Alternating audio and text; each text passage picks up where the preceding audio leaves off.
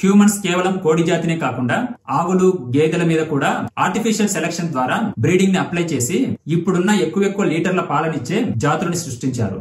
మనుషులు ఈ artificial selection intervention కేవలం జంతువులకే పరిమితం చేయలేదు. చెట్లు, మొక్కలకి కూడా సెలెక్టివ్ బ్రీడింగ్ చేసి ఇప్పుడున్న ఎక్కువ దిగుబడినిచ్చే పంటలని సృష్టించారు.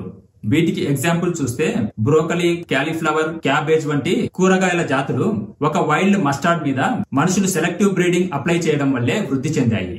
ఇప్పుడున్న అరటి పండును కూడా మనిషి ఇలానే సృష్టించాడు.